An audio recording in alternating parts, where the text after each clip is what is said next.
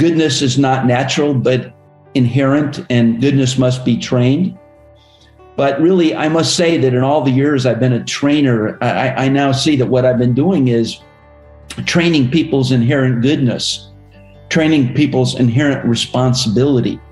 And responsibility is certainly a foundation of goodness.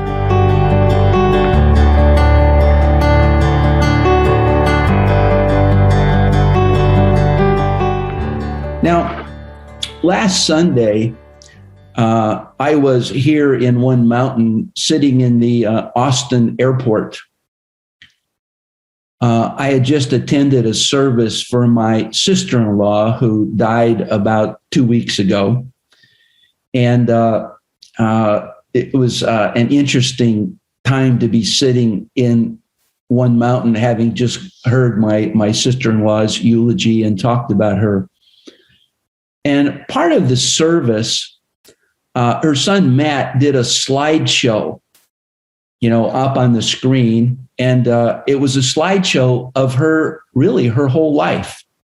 It started with pictures of, there she was, 6 months old, being held by her parents, then 3 years old, and then 10, and then 15, high school, cheerleading, college, graduation with the flat top hat on, marriage to my brother Warren, then the two kids, Matt and Beth, and then events through their lives, houses they lived in, that went all the way up to, and then grandchildren, and then all the way up to about a few days before her death. And it was I can't quite describe it. It was wonderful. It was poignant. It was disorienting to go, wow, a whole life beginning to end.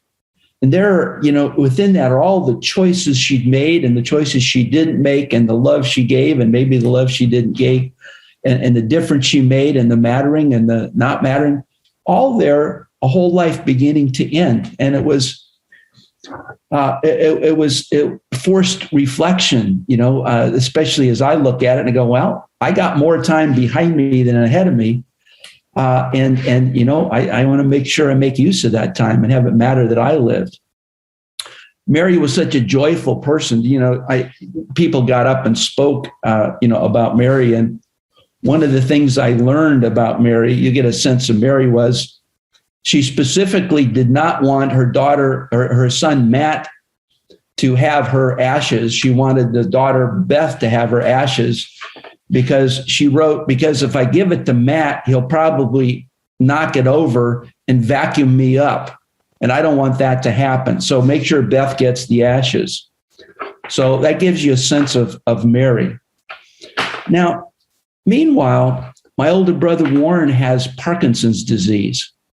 And he's sort of in mid-progress. And, those of you who know Parkinson's, it's a tough deal. His balance is going. His speaking is, it's really a struggle, but he's still in there sharp as a tack. And sadly, he said, I feel like some of my friends are writing me off like I'm a dummy or something. But he says, I'm here. But it's hard to talk to him. And this is my big brother, and I love him tremendously. And as I listened to Warren, first I called him, weeks ago, and I said, "Okay, Warren, when can I call you?" And he goes through his schedule. Well, you can only call me this hour because at this moment I got voice lessons, and then I got to do this, and then I got the doctor, and then I got on the treadmill. So even with Parkinson's, he's going full out. So in terms of today's topic, as I looked at my brother Warren, he has Parkinson's, but Parkinson's doesn't have him. He is not a victim of Parkinson's, and the circumstance is he's got Parkinson's, and the end is pretty predictable. It's going to be flat on his back, unable to talk, move, swallow.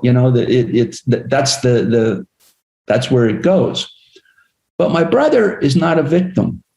He is still responsible for the attitude, the feeling, the agency he brings to the circumstances. And in Parkinson's, it'd be pretty easy to be a victim.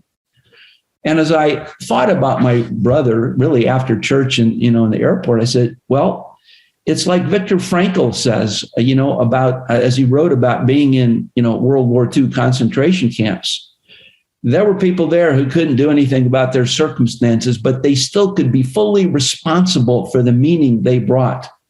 You can harness my body, but you can't harness my mind.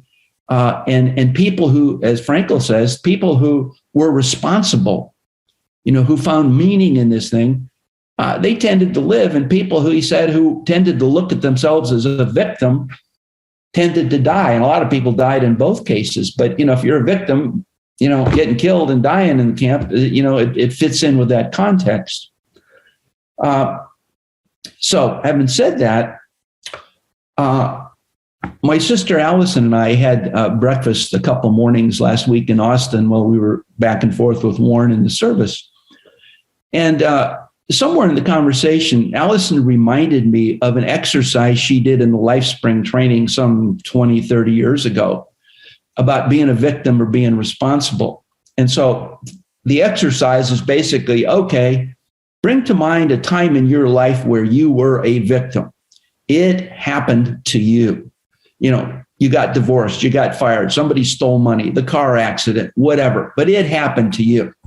Tell the story, just get into it. And then you got a partner that you must convince you were a victim. They got to get it. So that takes, 3 or 4 minutes telling the story. And then at the end of that time, the exercise is, okay, now for that same story, the exact same story, I want you to adopt a different point of view. Tell it from a different point of view. This time, tell that same story, but instead of you were a helpless victim, it was done to you. I want you to sit in the driver's seat. I want you to tell it from 100% responsibility. You caused it to happen exactly like it happened. You set it up to happen exactly that way. Powerful person that you are and in charge of your life person that you are. Now, in groups, when I give them that, when I'm doing the trainer and I give them that direction, which is a staple of the beginning, the basic training, it looks like I've asked people to swallow a poison pill. You can hear a pin drop, the energy goes down, it's heavy, and it's palpable. You can feel the resistance to adopting that point of view. Now, and then tell the story responsible. And again, before, convince your partner that you caused it, and give yourself permission to get into it. And I even, as people are not happy, I say, look, at the end of this 3 or 4 minutes of convincing your partner that you caused it, you can go back to being a victim. Just get off it for a few minutes. Now, not everybody gets off it, but the idea is your partner, if he's convinced, he stands up or she stands up. Those people who get their partner to stand up have quite a transformative experience. And what Allison was saying is, I remember that exercise. And at the end of that, I was giddy and laughing. I couldn't believe it. I was full of energy, and I was looking at my life from that point of view, and everything transformed in that moment. Now, I have to say, when I was a student in that basic training in 1977, I had the same experience, like, wow. Now, having that experience and that revelation was very hard for me in my basic training, because when I started the basic training, I was already fairly convinced that I was God's gift to awareness. So to learn new stuff was hard for me. But I'm going to invite you at the end of the sermon today to do homework. Try that for something in your life. Write your story sometime when you were a victim, even knowing you're going to tell it responsible, then switch and notice what happens. Notice your experience. And I'll come back to this later, but where you're coming from, victim or responsible, is experientially verified. Think about that. I'll come back to it. Now, my intention today is to invite you and encourage you to clarify for yourself where your inherent responsibility is along your own evolutionary process. I also want to say responsibility is complex and nuanced. And I'm going to try to hint at it today. And today will probably sound more like a brainstorming session than a lecture. But again, intention is to encourage you to notice where you look at life through a victim lens, if you do, and where through a responsible lens and where you do. All right. So having said that, there's a prayer called the Serenity Prayer that goes like this. God, grant me the serenity to accept the things I cannot change, the courage to change the things that I can, and the wisdom to know the difference. Now, that's a nice, friendly statement, and it has some value depending on your level of consciousness. But it's a little dangerous because, we're prone to, our ego calls us to protect and be a victim. And the courage to change, to accept the things I cannot change. I'm suggesting there's a lot more things in the list I can change that I don't now think I can. So this is a nice prayer, makes you comfortable, but beware. Now, I'm about to tell you the main topic of the sermon for today. And I must say that it's scary, even terrifying. And so I'm going to say the word in a minute, and please don't faint, don't scream, don't, turn off the video or leave the meeting when I say this word. So here it is. Freedom. Good. You're all still here. That's good. Now, here's the joke. The joke is you think I'm joking. The joke is you think I'm joking. And in general, notice the attack democracy is under in the world today. Freedom, terrifying. Responsibility, terrifying. Responsibility equals freedom. Now, before, we're about to explore you being in the driver's seat or not in your life. And that's often for human beings a scary proposition. And we are selective about when we say we are and when we're not. But to digress for a minute, I hadn't thought about, Mark's topic last week. Goodness is not natural, but inherent, and goodness must be trained. But really, I must say that in all the years I've been a trainer, I now see that what I've been doing is training people's inherent goodness, training people's inherent responsibility. And responsibility is certainly a foundation of goodness. And as a trainer in large groups, I think I might have mentioned this to some of you before, it's me and a couple hundred people over, many days and many hours. But I'm always confident I'm going to win because I know the secret. And when I say I know the secret, it's like who I'm talking to out there I know the secret that people love and they want to be loved. People are inherently responsible and they want to be responsible. And I speak to that. I relate to people like whatever it is that they're telling me is going on in their life, they caused it, they're in the driver's seat. And, when I talk to people like that, a lot of people say to me, don't talk to me that way. I don't have a vote. And of course, I always say, well, who should I talk to about your life? And a lot of times it's about somebody else. I'm always, one picture I have, if you've seen the movie The Exorcist, where that girl is in the bed and her head's spinning around and she's puking green slime onto the priest trying to do the exorcism. I sometimes feel like that priest, but I'm always trying to read that little sign that appears on her stomach that says, help me. Help me. And, St. Augustine says one time, there is one within me who is more myself than myself, really talking about the inherent me that's in there that I'm always talking to. And let me say at the beginning, I invite you all to talk to people's inherent goodness, talk to their inherent responsibility with a commitment to training it to come out.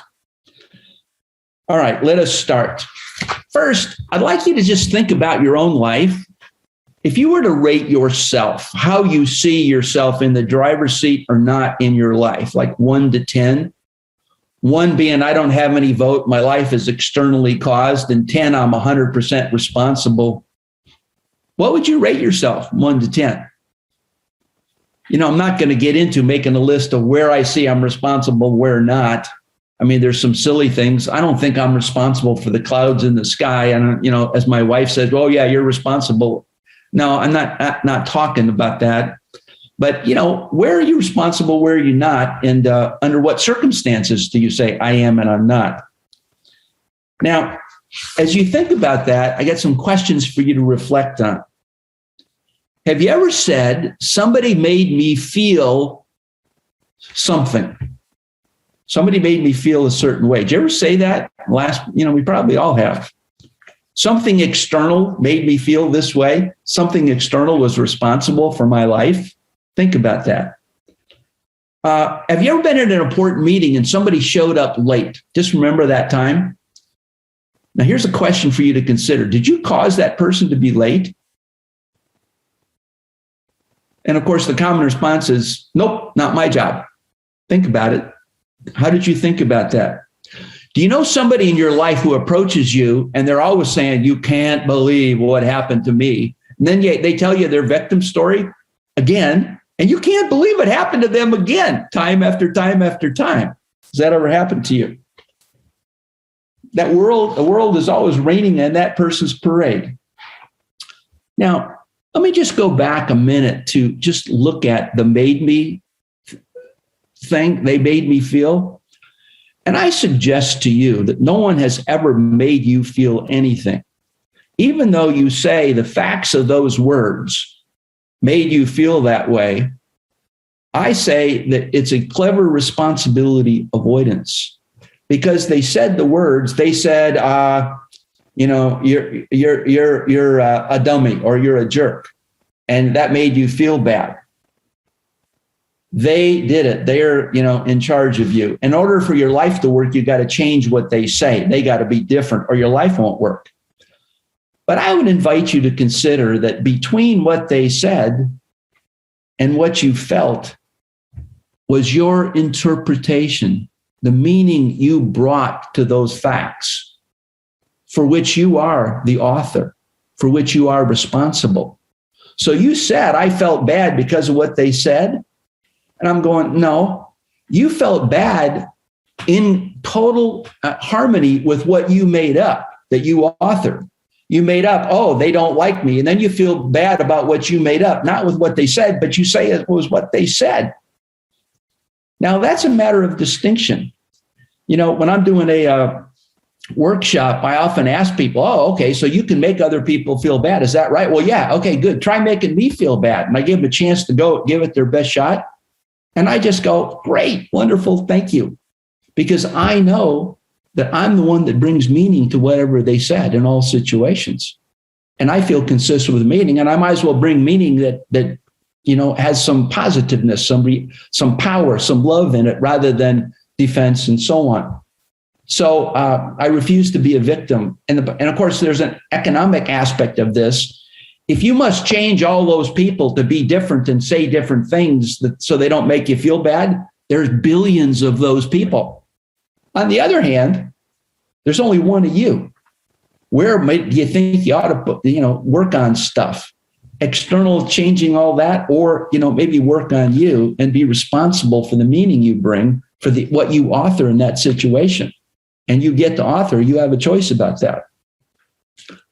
Now, have you ever noticed in the world today that autocrats and tyrants offer themselves as the ultimate rescuers from the they that are doing it to people?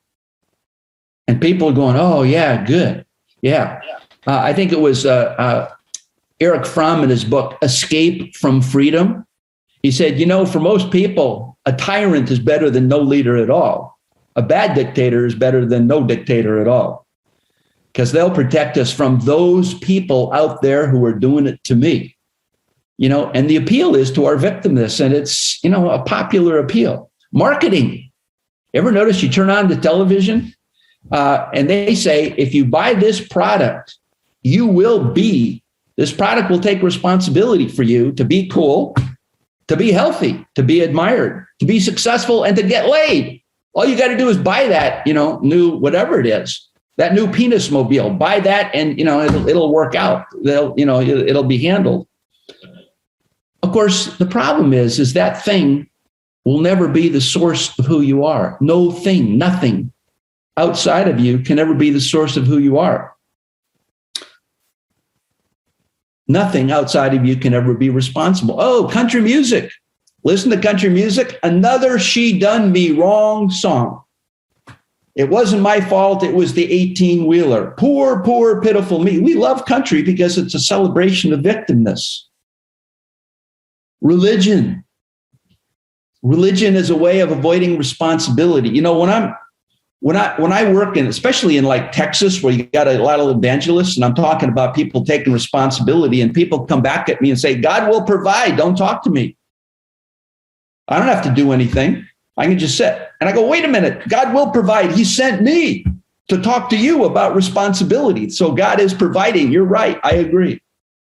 COVID. God will provide. I'm not taking the shot. Are you nutty? God just sent you a vaccine, you dummy. Come on. Have you ever noticed if you or somebody else goes through life with a kick me sign over your head, it's more than most people can do to resist kicking you. Now, responsibility. What do I mean by responsibility?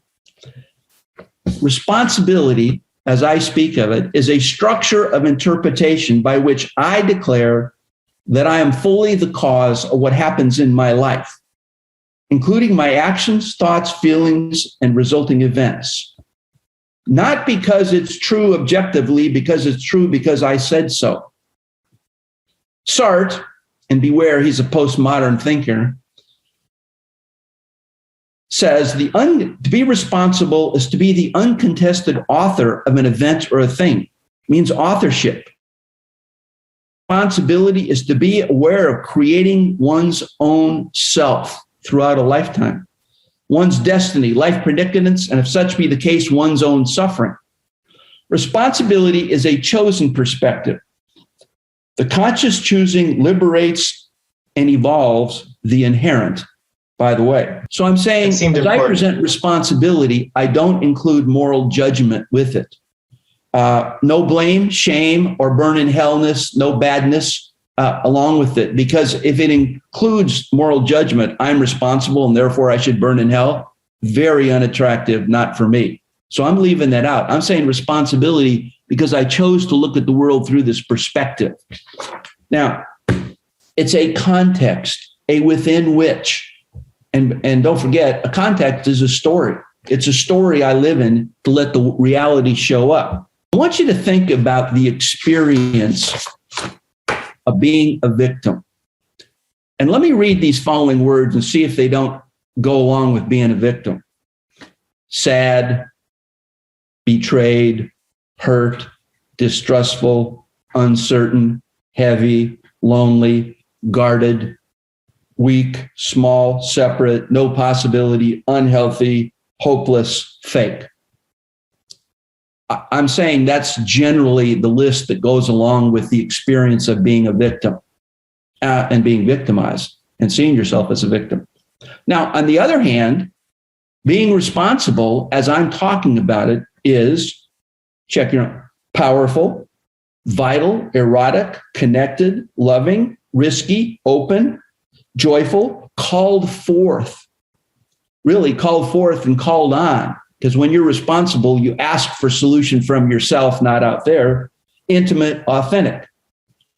So I'm asserting that those experiences go with the perspective of victim or perspective of responsible.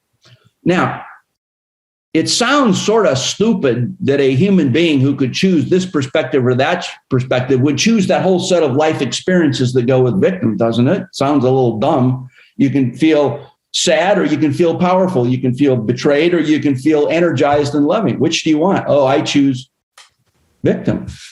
Well, since we're not stupid, there must be some benefit to choosing to be a victim. Some of the victim, and there are rewards, there are benefits to being a victim. And we choose victim to get these rewards. We're off the hook. We get to belong to the loyal order of victims. Membership has its privileges. We get sympathy, we get attention, we have low expectations for us in life. We get to do nothing and look good. Avoid risk, avoid hard work, be comfortable, and get help from others. A lot of pretty good rewards. But we usually forget the prices we pay for living our life from a victim perspective.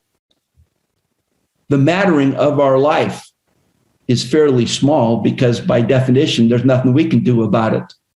We never find out who we could be. Our relationships are pretty weak because we know sooner or later we're going to get betrayed. So why bother?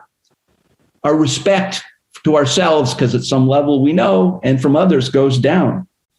Not many results. Your piece of the puzzle never gets put in the bigger puzzle. Your unique contribution never gets made. Those are pretty heavy-duty prices. Now, is responsibility, does it have some rewards? Yeah, it does. You get results. You got a shot to find out who you could be. You get respect from yourself and to others. Your relationships got a chance to work, especially if you're both 100% responsible. Then you get to sleep well at night. By the way, victims don't sleep well. They toss and turn and worry. You've got a better chance at health, intimacy, and possibility over there. However, responsibility is not a free lunch either. You fail a lot. You fail a lot. And you're searching for a solution. Now, it's not the same. You should die alone in a cold room, failure of being a victim. Hard work. Sometimes you got it alone. You know, it's like walking on a tightrope and you're holding on to the edge. At some point, you got to let go and trust in yourself. And, you know, there's no net down there. Death, as a matter of fact. Martin Luther King was pretty responsible. He says, I have a dream, and he stood for it. He was responsible, and they killed him. Not a free lunch. You get ridiculed, and so on. Now, I am saying to you, the choice of the victim perspective or the responsible perspective is first, which one you're coming from, which one you're doing, is experientially verified. You can't say, oh, I'm responsible, and have the sad, betrayed, hurt, distrustful experience. If you say that, you're a victim using the words that don't match. So it's experientially verified. So which one you choose, my friends, in one mountain, depends on what you're committed to. Depends on what you're committed to. If you're at the egocentric level of consciousness, and survival and being right about your beliefs, because if you're not right, you're going to die, and being right is your ego's survival. Being a victim works. Matter of fact, it fits in with the survival mentality, and if you say, pretty much if you answer, who am I? The answer is, I'm the skin bag over here. I got to protect it. But if you move up into a higher level of consciousness and you start to recognize your unique self, your unique gift, your unique obligation, that realization, that awareness has a requirement to choose, I am responsible because I said so, and look at the world that way and let it show up for you in that context, in that story.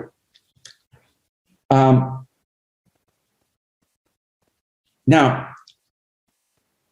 Heidegger calls responsibility, they use the same word for responsibility and guilt, but he uses guilt in the sense of a healthy guilt called, I'm always constituted and I'm always constituting. I always am and I'm always becoming. And awareness of my possibility to become has me be guilty that I'm not quite there, but it's a guilt that calls you forth, not one that has you curl up in a ball. It's healthy. Now, also, I want to do a little caveat. I am not saying you should be stupid. If you go to work tomorrow and your work environment is a total win-lose environment about assessing blame at that level of consciousness, it's probably not wise to get up and say, I'm responsible, because everybody else will go, yeah, you're to blame, it's your fault, and then you bear the consequences. So there's some wisdom required in where you declare it, and how you declare yourself responsible. So be cautious. And last, a reminder that once you declare yourself responsible, you don't get to keep it. You got to practice it. You got to bring yourself into existence now and now and now and now. Or else your ego will get up and bite you in the butt and say, safer being a victim, why don't you go there? And not in fact, you got a lot of support for being a victim, and so on. Now, you got to practice. And as I finish here, when I play golf, which I don't do very well, I have this joke that when I'm having a tough shot, I say, oh, what would Tiger Woods do here? Which all my friends think are very funny because I'm clearly not Tiger Woods. But I got this new mantra that I'm saying to myself as we go from Homo sapiens to Homo amor. I'm going, okay, what would Homo amor do in this situation? How would Homo amor see this? What would Homo amor say? Try it on like a coat, see what happens. And I'm fairly sure Homo amor would say, I am responsible because I said so. That is the way I will look at the world. I'm responsible for the whole thing. There's no me and not me. It's just me. There's no us and them. It's all us. My circle of compassion, as I say, I'm responsible, includes everyone.